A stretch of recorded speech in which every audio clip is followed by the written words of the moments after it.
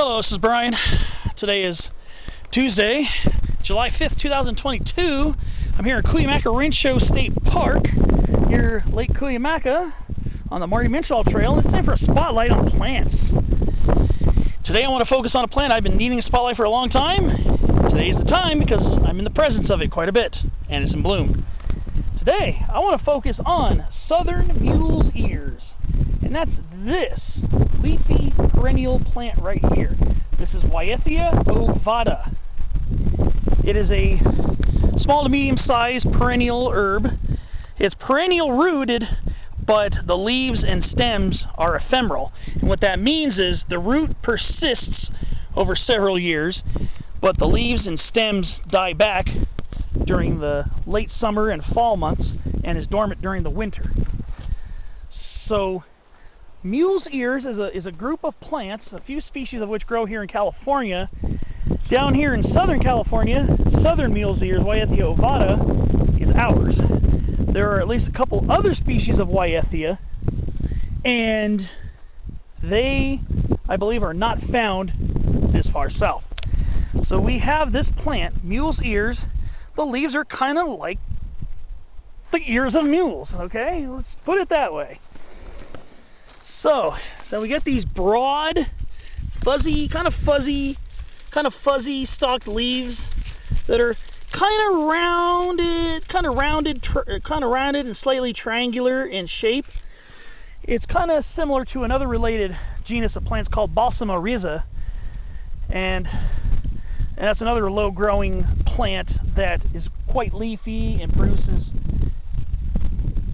that I believe is seasonally dormant as well. So southern mule's ears, our leaves are quite large, they're quite wide. You can see they're up to at least 6-7 inches long sometimes, maybe longer. And you have to get close to the plant to really appreciate the flowers. Or should I say, being a sunflower family plant, it's in the Asteraceae, it's flower heads. So its flower heads, again, sunflower family plants have composite heads, and that's no different on Wyethia ovata. And you can see the difference between, you can see here it's got both ray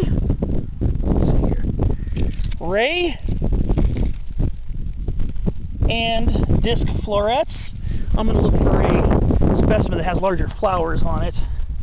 There are quite a few in the area, but they both have disc and ray florets.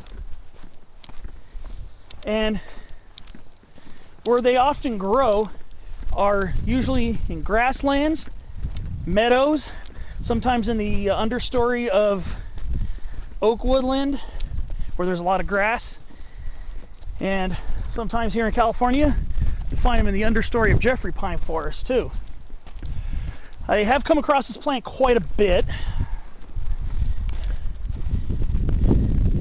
and during the course of the spring months they will set up these scattered plant populations that are scattered in these meadow areas.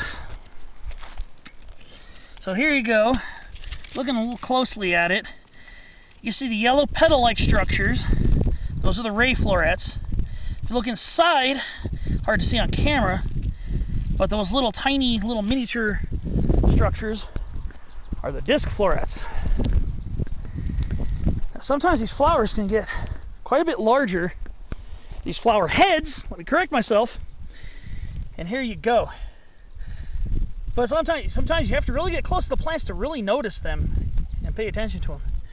But as a plant's general characteristics, this is quite an attractive plant.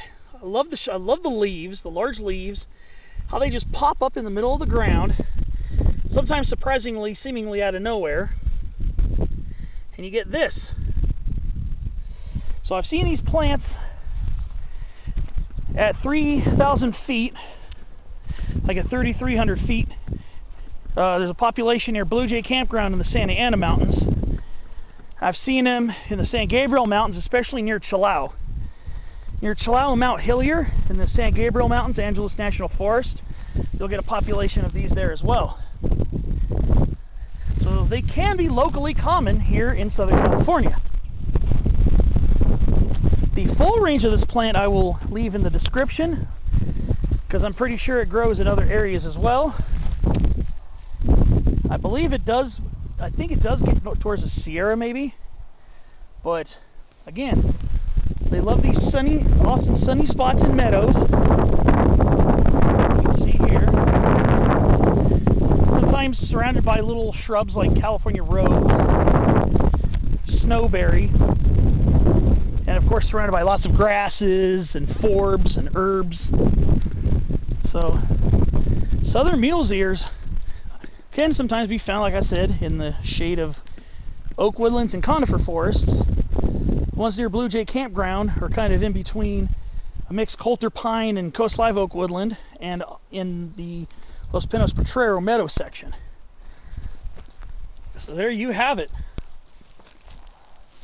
Wyethia ovata, southern mule's ears. Awesome, another awesome floral aspect here of Southern California's wildlands. Should be well appreciated and very enjoyable. Well, that will do it for this spotlight. Thanks for watching. Hope you found it informative in identifying more species here in awesome Southern California. I'll see you on the next spotlight coming soon.